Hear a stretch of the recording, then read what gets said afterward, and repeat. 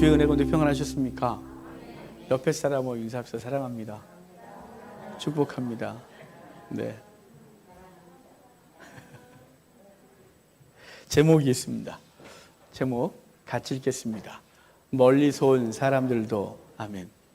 오늘 우리는 칠병이어 기적을 보려고 그래요. 요 앞에 장 보면 오병이어 기적이 있거든요. 떡 5개와 물고기 2마리로 5천 명을 먹이신 사건이 있어요. 그런데 그 사건 이후에 학자들은 한 6개월 정도 지난 시점이라 그러는데, 한 6개월 정도 지나서 떡 7개하고 물고기 항상 2마리예요.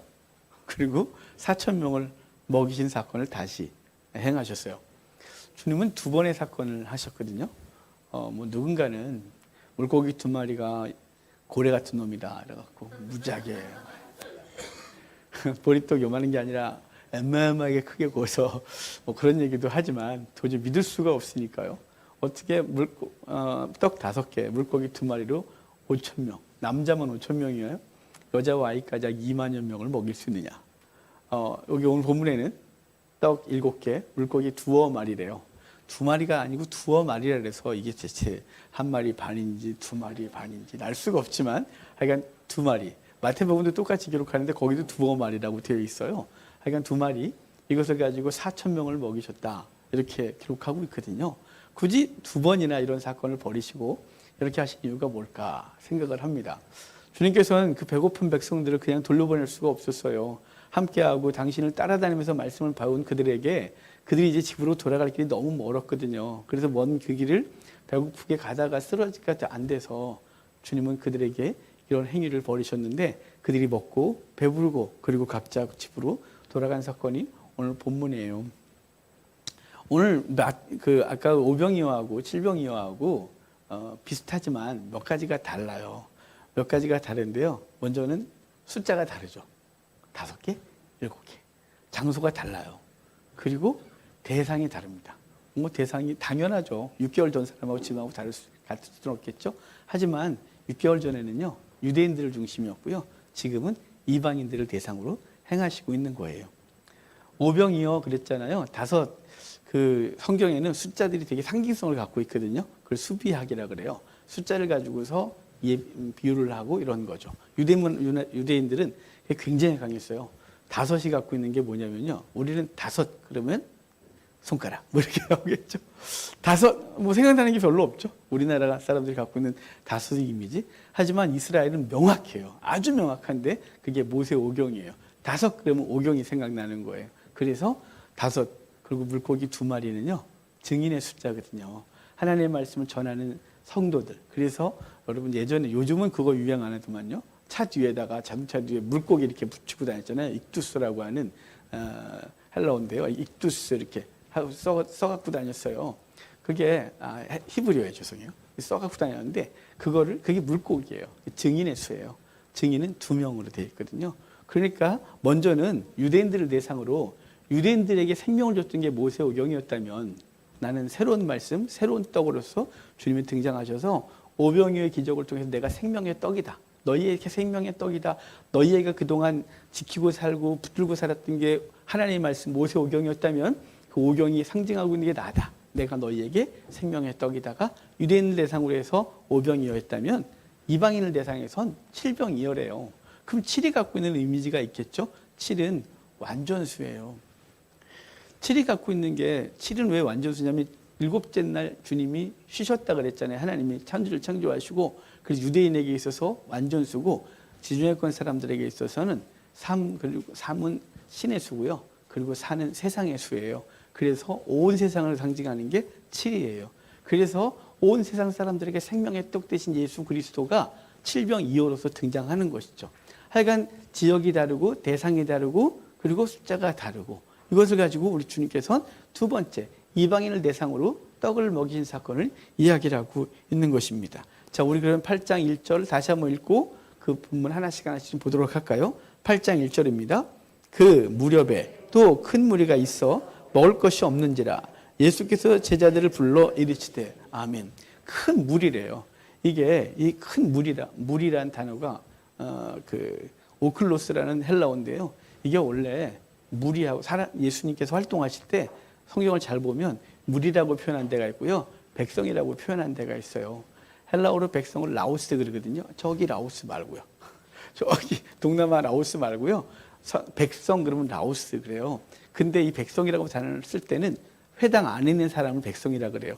회당 안에. 그러니까 성도 회당이라고, 성도들이 당시 유대인 회당에 유대인들이 들어와서 예배했잖아요. 그러니까 유대인들을 백성이라 그래요. 그런데 무리 그럴 때는 반대로 회당 바깥에 있는 사람이에요. 이방인을 가르치는 거예요. 하나님 믿지 않는 사람들인 거죠. 그들을 무리라 그래요. 큰 무리가 모였다. 이 말은 큰 이방인들이 모였다. 회당에 들어올 수 없는 사람들이 우글우글 몰려왔다. 부정하고 그리고 연약하고 하나님의 백성이 아닌 사람들, 회당에 들어올 수 없는 사람들, 이들을 오클로스, 그래서 무리라고 성경은 이렇게 구분하고 있어요. 그러니까 지금 이 사람들은 큰 무리, 그래서 유대인의 관점에서 보면 구원받지 못할 사람들, 부정한 사람들, 범죄한 사람들, 또는 장애가 있는 사람들, 병이 있는 사람들, 이 사람들이 몰려온 거죠. 예수님이 그곳에 가실 때 큰 무리가 몰려왔다 그러면서요. 근데 그들이 먹을 것이 없는지라 이렇게 말해요. 먹을 것이 없대요. 지금이야 뭐 먹을 거 좀 싸고 다니겠지만 이들이 예수님을 따라다니는 게 3일 동안 따라다녔대요. 얼마나 주님의 말씀이 사모됐는지 3일 동안 쫓아다녔대요. 여러분, 우리도 주의 말씀에 대해서 우리가 사모하고 은혜를 사모했으면 좋겠어요. 우리 한국교회가 성장했던 1900년대 초반, 동양의 예루살렘을 평양이 동양의 예루살렘이라고 말할 정도로 주일이 되면 모든 상가가 문을 닫았고 정말 엄청난 붕이 일어날 때, 그때 시작이 뭐였냐면요, 말씀 사경이었어요. 그래서 어디서 성경 공부 가르친다 그러면, 성경 가르친다 그러면 이렇게 지게에다가 솥하고 쌀하고 김치하고 싸가지고 가서 그 교회 근처에 가서 며칠 동안 그냥 밥 먹으면 성경 공부하는 거예요. 밥 먹으면 말씀 전하고. 그러니까 마당에다가 펴놓고 밥하면서 솥밥 해먹으면서 성경 공부했어요. 제가 어릴 때 기도원 많이 쫓아다녔거든요. 기도원 쫓아다니면 옛날에 무슨 지금처럼 시설이 좋습니까? 뭐가 있습니까? 그러면 밥을 다 해먹었어요. 그럼 저희가 솥단지하고 밥하고 쌀하고 이런 거를 버스에 싣고, 지금부터 40년 전에요. 버스에 싣고 그 버스도 다 태워줬어요. 그런 사람들. 그리고 갖고 나무만 사서 기도원 주변에 쫙 뭐가 있냐면 다 밥하는 거예요. 쉬는 시간만 되면 밥을 하는 거죠. 마당에서 막 나무 떼다가 산에서 또 해다가 밥해서 먹고 빨리 설거지, 개울에 가서 설거지하고, 개울에 설거지하고 예배당 들어가서 또 말씀 있고, 누가 내 자리 차지할까봐 자리 탁 마련해놓고 누가 한 명 지키고 있고, 그러고 다녔어요. 하나님의 은혜 그렇게 사모됐죠. 새벽부터 밤늦게까지 밥 먹는 시간 외에는 큰 예배당에서 말씀 듣고 기도하고 그랬단 말이에요. 근데 지금은 그렇게 하려면 왜 그래요? 제가 세미나를 하면 좋은 장소를 해야 돼요. 어설픈 데 가면 안 올라 그래요. 불편해요. 거기 샤워실이 있어요. 독방 주나요? 뭐 이러면서 돈을 많이 안 내면서 꼭 그렇게 물어서 불편해져요. 그럼 돈은 조금 받는데 맨날 손해보고 나오죠. 하여간 요즘은 사모함이 없어요. 말씀 사모함이 없어요. 공부 좀 하자 그러면 불편해지고, 뭐 또 다 아는 걸 모르면서 공부하자 그러면 공부 안 하고 말씀도 모르고 그러죠. 여러분, 이들이 3일 동안 쫓아다녔대요. 주의 은혜 사모해서 그분의 입에서 나오는 말씀이 너무 좋고, 그분이 치유하시는 그 병 고침의 은혜가 사모되고 문제를 해결해 주시는 그분 따라서 따라다녔는데, 여러분 갖고 다니는 게 한계가 있지 않겠습니까? 휴대용 냉장고도 없고 아이스백도 없고 아무것도 없고, 그래서 갖고 다니다가 먹는 거 다 떨어졌고 한 하루 정도 쫓아다닐 줄 알았는데 사흘 동안 쫓아다니는 바람에 먹을 것이 없는 거죠. 너무 배가 고팠겠죠. 주님께서 그들을 아셨어요. 여러분, 주님은 저와 여러분을 너무 잘 아세요. 저와 여러분의 아픔을 아시고요. 저와 여러분의 고통을 아시고요. 저와 여러분이 혼자 저 구석에서 힘들어할 때 그분은 아세요. 사람은 모르지만 그분은 아세요. 그분이 저와 여러분을 살리시고 계시고 끝까지 함께 하시는 거죠. 그래서 주님께서 그들이 먹을 것이 없는 것을 아시고 제자들을 불러서 이제 뭔가 말씀하시죠. 자, 2절, 3절 같이 볼까요? 2절, 3절 같이 읽을게요. 내가 무리를 불쌍히 여기노라. 그들이 나와 함께 있은지 이미 사흘이 지났으나 먹을 것이 없도다. 만일 내가 그들을 굶겨 집으로 보내면 길에서 기진하리라. 그 중에는 멀리서 온 사람들도 있느니라. 아멘. 자, 먹을 것이 없대요. 사실은 저와 여러분이 지금 난 밥을 굶고 왔어요. 일부러 안 드신 거잖아요. 오늘은 다이어트 하시느라고. 그런데 정말 밥이 없다 이 말보다는 이것이 상징하는 바가 뭐냐면요, 이 시대 사람들이 뭐가 없냐면요, 양식이 없어 기근인 거죠. 그건 아모스 선지자가 말한 거예요. 너희가 먹을 것이 없는 것이 아니라 말씀이 없는 기근을 겪고 있다고 말하는 거죠. 우리 속에 진짜 기근은 말씀이에요. 이 속에 하나님 말씀이 가득하면 나름대로 세상의 환난들을 이길 수 있는데 이 말씀이 궁핍하면 세상 것이 너무 강하게 오는 거예요. 너무 강력하게 힘으로 다가오는 거죠. 여러분 하나님의 말씀이 우리 속에 넘치길 바라요. 주님께서 이제 제자들에게 내가 여기 불쌍히 여기노라 그들에게 먹을 것에 대해서는 얘기를 하는 거죠. 여러분 주님께서 우리를 구원하시는 그 동기가 불쌍히 여김이에요.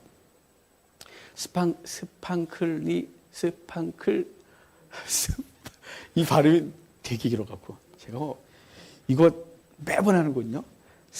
스플랑크 니조마요. 정말 미치겠네. 스플랑크 니조마이라는 이 헬라어가요. 어떤 느낌이냐면 불쌍히 여긴다는데 이게 창자가 끊어지는 느낌이에요. 우리 가요에도 있잖아요. 단장의 미아리 고개.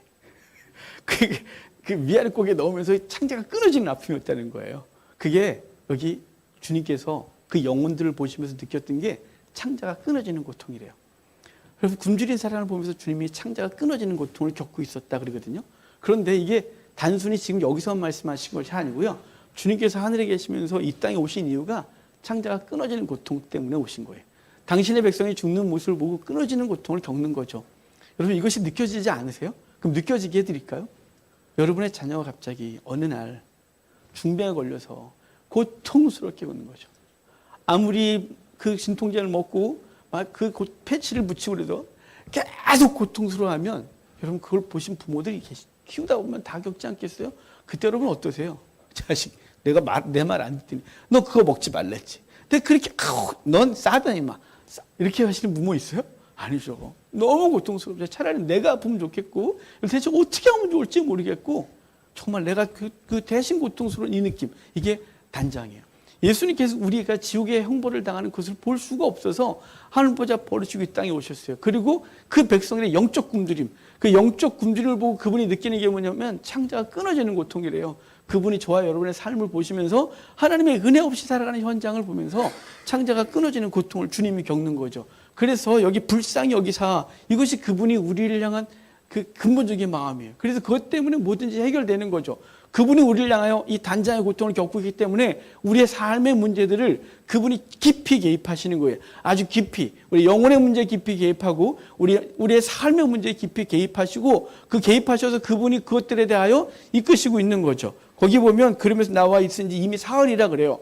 사흘이 엄청나게 많이 나오거든요. 성경에 사흘을 치면요. 쫙 나와요. 사흘이 얼마나 많은지. 우리가 대부분 잘 아는 건 요나가 물고기 뱃속에 사흘 동안 있다가 나온 것이에요. 그런데 그 외에도 사흘은 엄청나게 많은데요. 사흘이 뭘 상징하냐면요. 죽음의 기간이에요. 항상 사흘이 상용될 때마다 항상 죽음의 기간이에요. 무엇인가 관계가 단절된 시간이에요. 그 시간들이 극복하고 사흘이 지나면 살아나는 시간인 거예요. 그러니까 예수님이 사흘 동안 무덤에 계셨다. 요나가 사흘 동안 물고기 뱃속에 있었다. 이 모든 것들은 죽음의 기간인 거죠. 자, 지금 이 사람들이 예수님을 따라다니면서 은혜를 사모했으나 그들의 삶의 상태는 죽음인 거죠. 사흘 동안 죽음의 관계 속에 있는 거예요. 은혜를 사모하지만 은혜가 없었고 기적을 보고 싶었지만 기적이 없었고 먹을 것은 없었고 점점 굶주린 가운데 시간이 가고 이제 그 배고픔은 한계에 다다른 것이죠. 저와 여러분들이 하나님의 은혜를 사모하지만 때로는 은혜가 없을 때가 있고요. 이 땅에서 많은 것들을 얻고자 하지만 얻지 못하고요. 그럴 때 하나님의 은혜가 사흘이 지난 이후에 그분의 놀라운 역사가 있는 거죠. 요나가 살아나고 예수 그리스도가 무덤을 여시고 부활하심으로 우리의 삶 가운데 그 놀라운 은혜를 주시는데 사흘이 지났다 이렇게 말해요. 여러분 그러니까 이 죽음의 한계점에 다다른 거죠. 사망의 한계점에 다다른 거예요. 여러분 우리의 삶의 문제가 때로는 무지하게 오랫동안 하나님의 응답이 없는 것 같아요. 하나님 앞에 이렇게 씨름해 보셨죠. 근데 어려움을 겪고 나서 하나님 앞에 씨름을 하면 그때 평소엔 하나님이 잘 계신 것 같은데 하나님 말씀 좀 하시는 것 같은데 진짜 어려울 때는 그분이 말을 안 하는 것 같아요. 꼭 그럴 땐 말씀을 안 하세요. 겪어보셨죠? 저도 무지하게 겪었어요. 엄청나게 씨름했어요. 오죽 갔으면 제가 주님께 그랬다니까요. 나와! 나와! 숨지 말고 나와! 막 이렇게. 너무 힘드니까. 아니 아무리 기도해도 안 되고 밤새도록 부르짖어도 안 되고 금식하여 기도해도 하나님 내게 말씀 안 하실 때는요 미칠 것 같았어요. 욥이 얼마나 미쳤을까요? 욥이 정말 경건하게 사는데 하나님 말을 안 해요. 그래서 제발 말 좀 하자 그래. 욥도 계급장 띄고 말하자고, 승질 내지 말고 말 좀 하자고. 승질 내면 무서우니까 욥이 너무 답답했어요. 그 한계치. 사흘이 지나면 그분이 역사하기 시작하는 거예요. 그 시간 동안 하나님의 은혜가 더 사모됐고 그분이 어떤 분인지를 알았고 그 고통의 시간, 굶주림의 시간이 도리어 하나님의 놀라운 역사들에서 감사하고 놀라워하고 증거할 수 있는 사건이 되는 것이죠. 거기 보면 사흘이 지나 먹을 것이 없다. 만일 내가 그들을 굶겨 집으로 보내면 길에서 기진하리라. 그 중에서 멀리 온 사람도 있대요. 멀리서 온 사람들도 있다 그러거든요. 멀리서 왔대요. 멀리서 왔다는 건요 유대 땅에서 왔다는 게 아니고요. 예수님이 원래 지금 이방 땅 들어갔다가 그 다음에 데가볼리죠, 그 요르단 땅 갔다가 그리고 지금 갈릴리 쪽으로 넘어오고 있는 거거든요. 그러니까 이방인들이 졸졸졸 쫓아온 거예요. 아주 많은 사람들이 쫓아오다 보니까 너무 멀리 따라온 거죠. 맨 처음엔 잠시 이 동네에 있으려는데 여기 가고 여기 좀만 하다가 너무 멀리 갔어요. 그래서 뭐 집에 갈래도 먼 거죠. 여러분 이게 사람이 이게 집에 가려고 하면 당황스러운 사건이 있어요. 여러분 자전거를 길게 안 타보셨죠? 자전거를 타고서 멀리 원정을 가기도 하거든요. 제가 요즘은 자전거를 안 타서 배가 이렇게.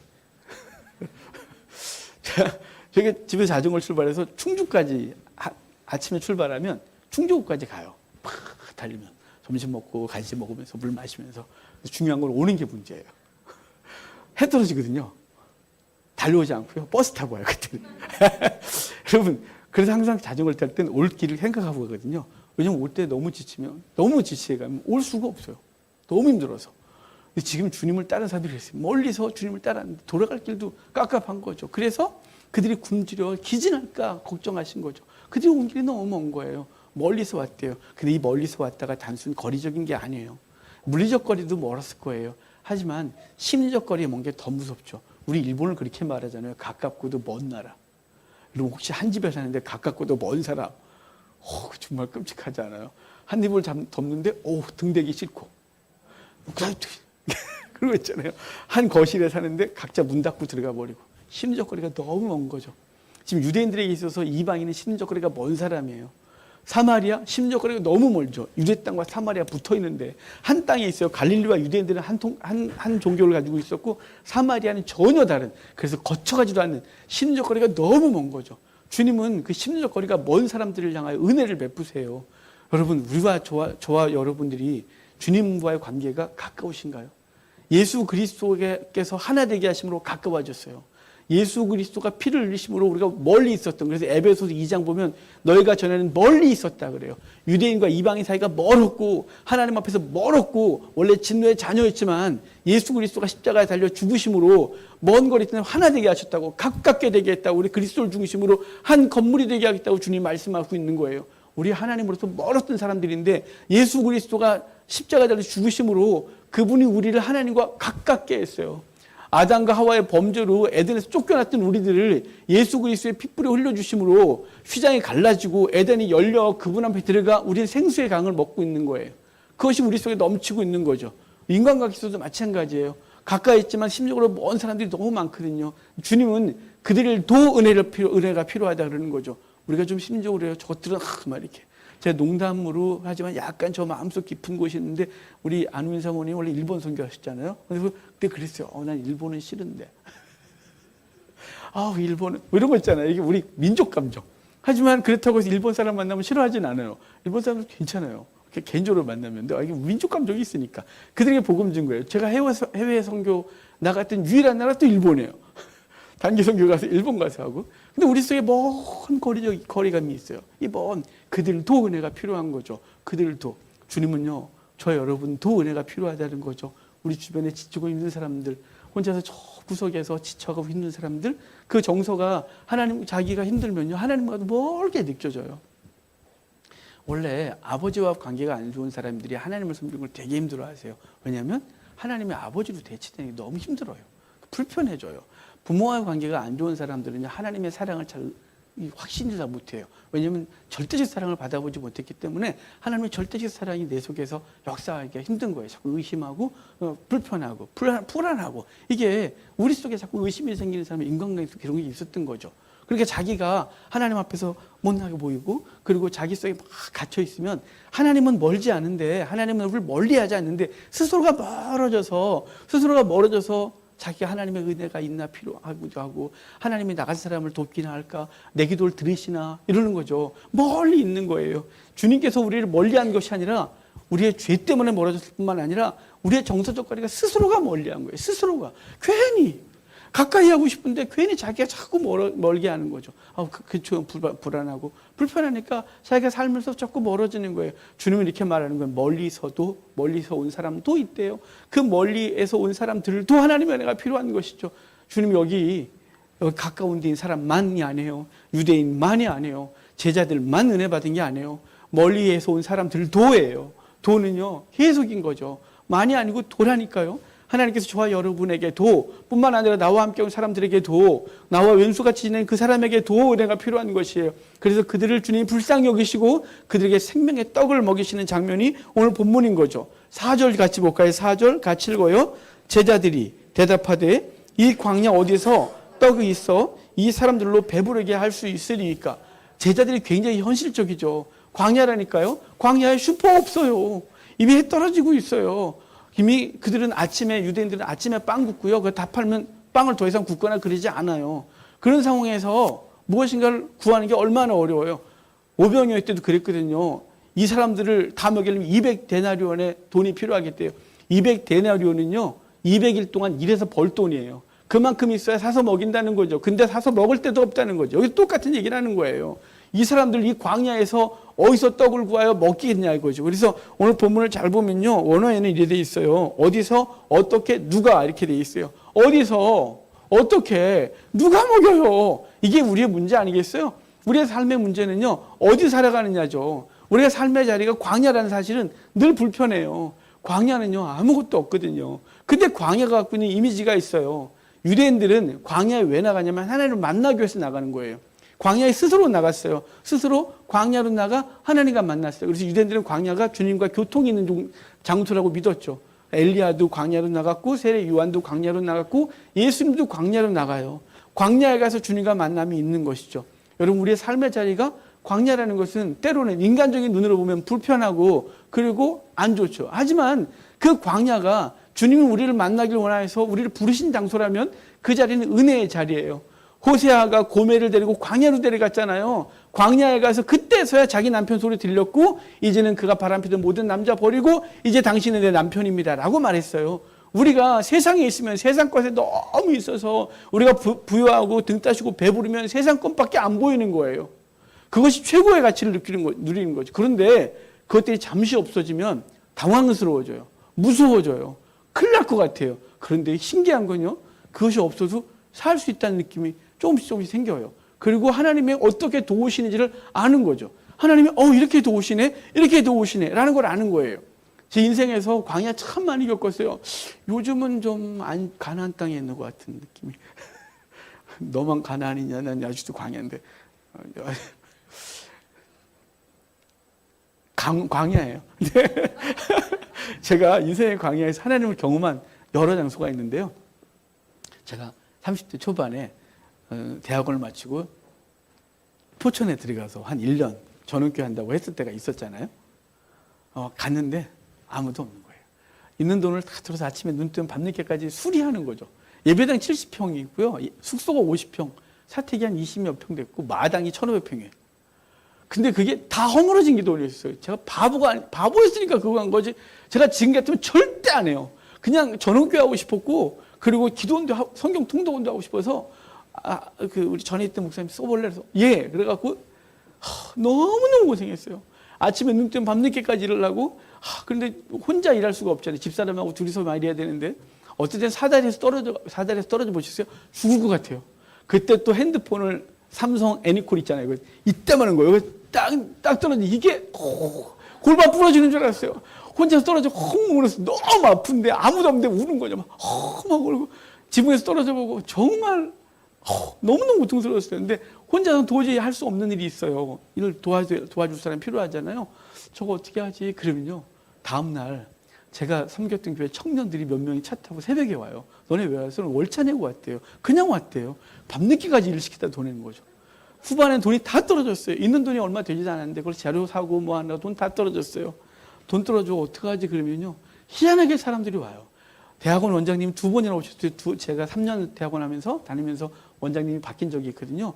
그분들하고는 대화를 한 번도 해본 적이 없어요. 전 어른하고 말하는 걸 너무 무서워해서 전 선생님하고 친해진 적이 한 번도 없어요. 너무 부러웠지만 할 수가 없었어요. 근데 그분들이 신기하게 그 포천까지 따로 오셨어요. 따로 한 번 오시고 헌금 빵빵하게 해주시고 가고 또 한 분 오셔서 여기 전원교 한다는 얘기를 듣고 왔다면서 또 헌금 많이 해주시고 헌금 많이 이렇게 여러분이 그러고 가셨어요. 그래서 버티다가 후임으로 나왔죠. 서울에. 여러분 그때 저는 경험한 게 뭐냐면요. 하나님은 살아계시구나. 그분이 내가 생각만 해도 아시는구나.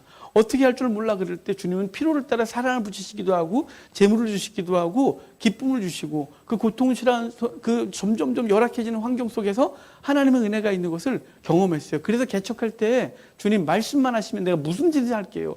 뜻만 알려줘요. 개척이면 개척으로 선교면 선교로 후임들하면 저기 전도사라고 하면 전도사로 뭐든지 말씀만 하세요. 내가 시키는 대로 할게요. 주의 뜻이면 내가 갈게요. 그렇게 할 수 있었던 것은요. 그게 믿어졌어요. 하나님이 함께 하시는 게 광야에서 함께 하셨던 하나님은 내 일상에 함께 하시는 걸 알았어요. 여러분 지금 광야예요? 너무 힘들죠. 근데 광야에서 하나님 만난 경험은 평생 갈 거예요. 그래서 그전에는 광야를 겪지 않을 때는 세상 것 의지했단 말이죠. 돈 의지하고 성공 의지하고 명예 의지하고 자기 재물, 자기 지식 의지하고 자기 재능 의지하고 이거면 될 것 같았어요. 그런데 어느 날 그것이 삭살아지는 광야로 딱 밀리는 거예요. 광야로 보려면 아무것도 할 수 없어요. 아무것도 도울 사람도 없고 내가 할 수 있는 게 아무것도 없다는 걸 그때서야 알아요. 그럴 때 주님이 어떻게 돕는지를 보는 거예요.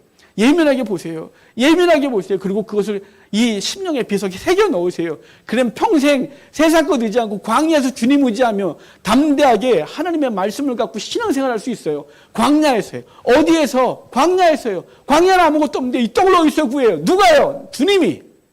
어떻게 해요? 그분이 먹이신단 말이에요. 그래서 어떻게 해요? 어디서요? 누가요? 이게 오늘 본문에 갖고 있는 원어에 갖고 있는 의미였어요. 특별히 어떻게는 대문자로 돼 있어요. 어떻게 이거죠. 어떻게? 그 광야 좋다.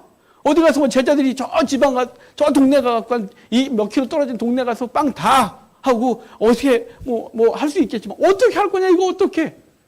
주님이 하시는 거죠. 어떻게 할 거냐요. 그런데 그 주님께서 그들의 말씀을 듣고 떡이 몇 개 있는지 물어요. 그런데 7개 있대요.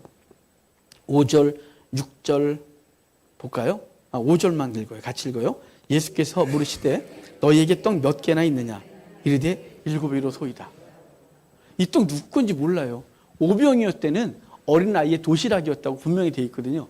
제자들도 없었고 혹시 여기 떡 있는 사람이 있어요? 꼬맹이가 제 거 있어요. 그래갖고 꼬맹이 도시락 이거 고발당하는데 꼬맹이 도시락 갖고 축사하셔서 먹이셨단 말이에요. 근데 이 떡은 누구 건지 몰라요. 아마도 너희 중에 떡이 몇 개 있냐 그러니까 제자들이 아마 준비하고 있었던 떡이 아니었을까 싶은데 그 떡을 주님이 가지시고 이제 축사하시는 거예요. 6절, 7절 같이 읽을게요. 예수께서 무리를 명하여 땅에 앉게 하시고 떡 7개를 가지사 축사하시고 떼어 제자들에게 주어 나누어 주게 하시니 제자들이 무리에게 나누어 주시더라. 또 작은 생선 2마리가 있는지라 이에 축복하시고 명하사 이것도 나누어 주게 하시니라. 아멘. 주님이 가지셨대요. 그 떡을 가지사 그러는데요. 이게 람바노라는 헬라어인데요. 이게 람바노 이게 적극적으로 내가 취한다는 뜻이에요. 그러니까 주님께서 제자들이 떡 몇 개 있니? 7개. 당신이 취하시고 그걸 축복하시고 하나님 앞에 기도하고 떼어 나눠줬다는데요. 이 떼어서 나눠줬다는 게 얼마나 놀라운 은혜가 있냐면요. 예수님께서 예수님 잡히시기 전날 밤 성찬식을 하시죠. 떡을 찢어서 나눠주잖아요. 이 떼어라는 단어가 찢다, 떼다인데 성찬식 때 똑같은 단어를 썼어요. 사실은 성찬식 때 떡을 떼는 건 무슨 말이라고요? 당신의 몸을 찢는 것을 상징한다고요. 여기서 마찬가지죠. 떡을 떼어 나눠주셨다 이 말은 이것이 계속해서 뭘 상징할 거냐면 당신의 몸을 찢어 나누어 주실 거라고 하는 거죠. 찢어서 나눴대요. 7개 쭉 찢어서 나누어 주셔서 그들로 먹게 하셨다 그럽니다. 여러분 우리의 영적 생명은 주의 살을 먹고 있는 거죠. 주의 생명이 우리 가운데 주어졌고 그것으로 우리가 생명을 얻어 하나님의 거룩한 삶을 살아가는 거예요. 세상께 우리에게 풍성하지 않죠. 얼만큼 있어야 풍성한가요? 얼만큼 있어야 여러분 만족하신가요? 돈은 얼만큼 있어야 부자라고 말할 수 있나요? 지금 여러분이 갖고 있는 건 살 수 없을 정도로 가난하신가요? 다 밥은 드시잖아요. 그럼 된 거 아닐까요? 어차피 주님이 오늘 부르시면 다 갈 거예요. 와라 그러면 갈 건데 뭐 지금 많이 쌓아놨다고 해서 뭐 대단한 것도 없죠. 그냥 심리적으로 안정스러운 거예요. 안정된 거죠. 통장에 동그라미 많이 찍히면 편안한 거죠. 그거 왜 뭐가 있나요? 통장에 돈 안 찍히고 마이너스. 아우 괜찮아요. 그래도 지금까지 살았습니다. 아무것도 없어서 살았습니다. 하나님께 돌아보면 주님께서 지금까지 살리셨으니까 앞으로도 살릴 것이라는 이 절대적인 믿음이 저에게는 있습니다. 여러분 괜찮습니다. 주님께서 우리에게 주시는 놀라운 은혜, 그것은 이 땅의 것으로 생명을 얻는 것이 아니라 예수 그리스도의 생명을 떼어주셨으므로 우리가 생명을 얻었고 이 땅이 우리를 지배하는 것이 아니라 저 하나님의 나라를 소망하고 살아가는 거예요. 빌립보서 3장을 보면요, 사도 바울이 이 땅의 것들을 똥으로 여겼대요. 배설물로. 진짜 똥이에요 그게. 똥으로 여겼대요. 똥 만지는 분 없잖아요. 혹시 이렇게 하시고 아까워 이 물을 어떻게 내리지? 이런 분 계신가요? 그럼 심각한 거예요. 똥 안 아까워요. 얼른 내리는 거죠. 누가 볼까 무서워 내리는 거죠. 그렇지 않겠어요? 그거 아까워. 저기 아직도 양분이 좀 있는데 이런 사람은 없어요. 똥처럼 여긴데요. 여러분 우리가 갖고 있는 게 다 사도 바울이 똥 같아요. 다 것들이. 그래서 명품 중에 루이비 똥도 있잖아요. 똥처럼 여기라고요. 그게 똥인 거예요. 그리고 사도 바울에게 있어서 우리의 시민권이 하늘에 있다. 내가 아직 표대를 향하여 달려간다. 영적 표대를 향하여 달려가는 그 발걸음이 절대로 이 땅의 것에 영향받지 않고 나는 이 땅에 있지 않다. 베드로는 난 나그네다 라고 말해서 이 땅의 것들은 내게 생명이 아니고 잠시 불편할 뿐이죠. 없으면 있으면 좀 편하고 하지만 이것이 내 근본적인 생명이 아님을 주님께서 우리에게 말씀해 주시는 거예요. 떼어 나누어 주셨다라고 하고 물고기도 그렇게 해주셨다고 하면서 여기 이제 8절을 봅시다. 8절 같이 읽어요. 배불리 먹고 남은 조각 7광주리를 거두었다. 오병이어 기적에서는요 12바구니를 거뒀대요. 그 다 먹고 있는데 다 거둬. 버리지 말고 거둬. 그래갖고 다 거두니까 12바구니가 나왔대요. 지금은 7광주리가 남았대요. 오늘 아침에 우리 집사람한테 물었어요. 너무 궁금해서 남은 거 어떻게 했지? 아무도 생각해 본 적이 없어요. 남은 거 어떻게 했어? 제자들이 갖고 다녔을까? 야 아깝다. 그리고 앞으로 한 일주일은 먹을 걸 필요하니까 12바구니 7광주리 남겨둬. 그거 남겨둬. 그랬을까요? 너무 궁금했어요. 그래서 결론이 뭐였냐면 이것도 주지 않았을까? 누군가가 좀 다 배불리 먹고서 돌아가는데 그중에 너무 형편이 어려운 사람. 고대 때 몸이 병이 나서 그 장애가 있어서 살아가기 버거운 사람. 생활력 없는 당시 과부, 고아 이런 사람들에게 거기도 불러봐. 한 광주씩 가져가요. 그래서 그들만 따로 더 주지 않으셨을까? 이런 생각을 해봤어요. 상상해봤어요. 성경 얘기 아니에요. 근데 왜 주님은 남긴 얘기를 꼭 했을까요? 먹고 배불렀대. 이걸로도 족하지 않을까요? 5,000명이 먹었어. 4,000명이 먹고 배가 터지게 먹었어. 그리고 그들은 배부르게 갔지. 배를 튕기면서. 혹시 멀리서 온 사람들 줬을까요? 3일길 가야 되니까. 참 궁금한 게 너무 많은데 답이 없어요. 중요한 거 뭐냐면요. 주님 왜 이걸 썼냔 말이에요. 12바구니 7광주를 왜 했을까요? 12와 7이 갖고 있는 의미가 또 있다 그랬죠. 12는 만수예요. 꽉! 7은 완전수예요. 주님께서 우리에게 주신 생명이 완전한 거죠. 풍성한 거죠. 부족함이 전혀 없는 거예요. 여러분 주님께서 우리에게 주신 생명이 그래 되어 있어요. 그렇기 때문에 그 생명 어떻게 하냐면 나누어 줘야죠. 그래서 이들이 흩어졌다 그러거든요. 그 다음에 4,000명이 다 흩어졌다 그래요. 흩어진 사람들에게 사명이 있어요. 그것은 뭐냐면 자기가 받은 은혜를 나누게 되는 거죠. 생명 나누는 거예요.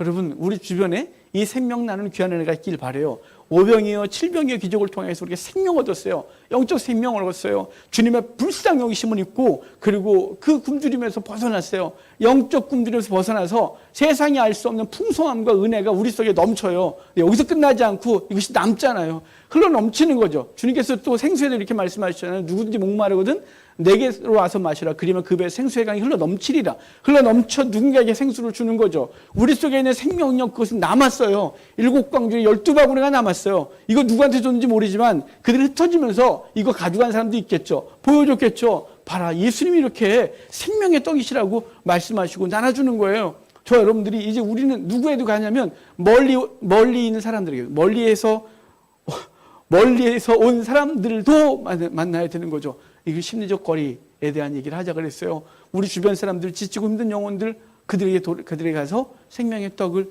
예수 그리스도를 나누는 우리가 되기를 바라요. 종종 그런 사람들이 우리에게 불편한 사람들이에요. 만나기 싫고 대화하기 싫고 제가 우리 교회는 얼마나 불편할까 이런 고민하고 난 우리 교회 신앙생활 하고 싶은데 쟤까지 오면 내가 나가야 돼 말아야 돼. 막 이런 사람 있잖아요. 불편한 사람이 있어요. 다 있어요. 우리 집안에도 있고요. 바깥에도 있고요. 주변에 많아요. 근데 그들에게 뭘 전해야 돼요? 생명이요. 생명 전에 그가 우리 교회 오든 안 해도 상관없어요. 천국에서 만날 거거든요. 그것도 불편하면 안 되는데.